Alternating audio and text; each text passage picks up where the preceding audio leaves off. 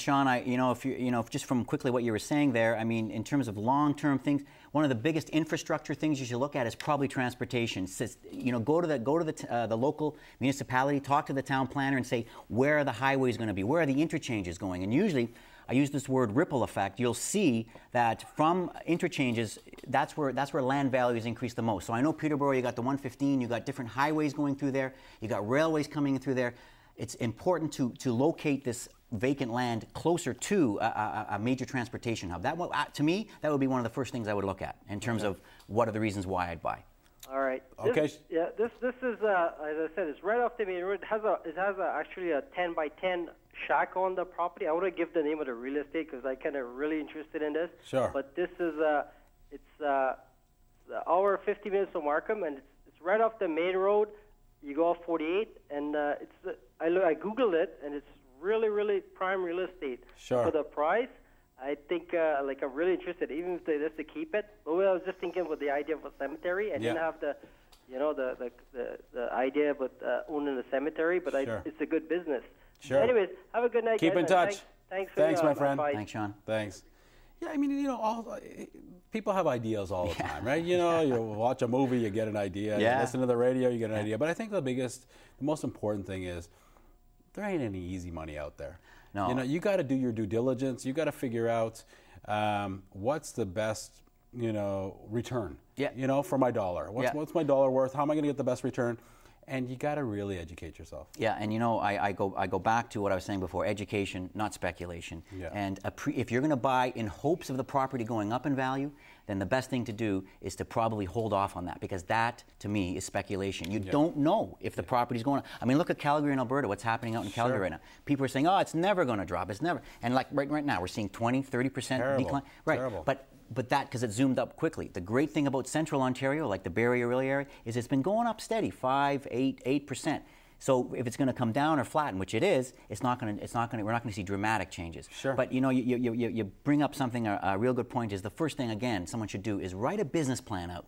Buying a piece of property, buying an investment property is a long-term thing. I am not endorsing quick, easy money here. Yeah. If I told you the number of times in a snowstorm I'm slogging out fridges and doing whatever for my joint ventures to make sure this property makes money, No, Mark, and I appreciate that about you, that you're saying it takes work. It does. It takes work, and I know you're here because, you've shared with me you want to be able to give back. That's right. A little bit.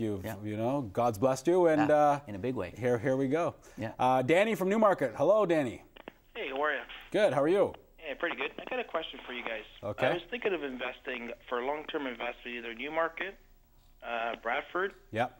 or Orillia. What do you guys predict? What's the best for my return in the next 5 years from now? That's an excellent question. So I was just going to ask what you mean? Yeah. Any type of investment? How much money do you have to? Yeah, I'm thinking of buying a brand new house. A brand new house. Yeah, brand new house. Okay. Well, as we know, in all those areas, there's a lot of new homes. I think the question to ask though would be, do you need to see a cash flow positive property? Newer homes are difficult to see a cash flow right away. Older homes, because just the way they were built and just they were set up, you can see money right away. Again, I would have to sit with you and talk with you and say, okay, what is your, again, where do you see yourself 5 years from now? That's the question I ask everyone. Where do you want to be 5 years from now in terms of your real estate portfolio?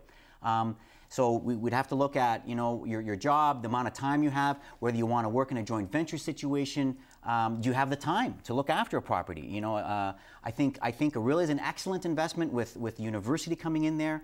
They're expecting 5,000 students by the year 5,000 students for a town of 30,000 people. They say for every student you need 3 people to service them. So we're looking at Orillia almost increasing at 50% in the next 5 years. So, are you, Danny, would you be thinking as a principal residence? Like, let's say you live in Newmarket now? No, this is like a rental residence. Like So a rental, or a rental. A rental, okay. So why do you say new then? Why would you say new? At least like there'd be less maintenance.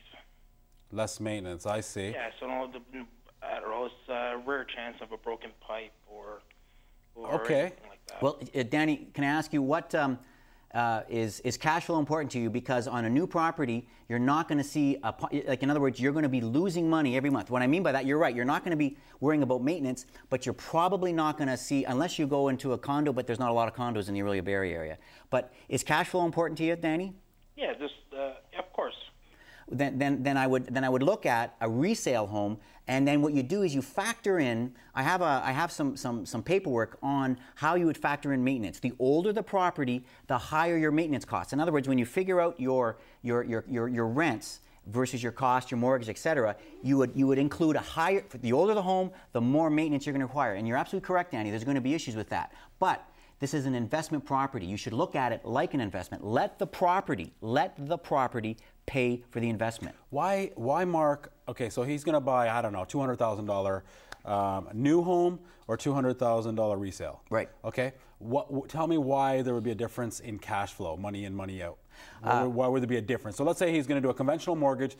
He's putting down 20% on a $200,000 property, so he's putting down $40,000 on both. Yep. He's got a $160,000 mortgage. Right. One's brand new, one's resale. Where would be the difference in the cash flow? That's a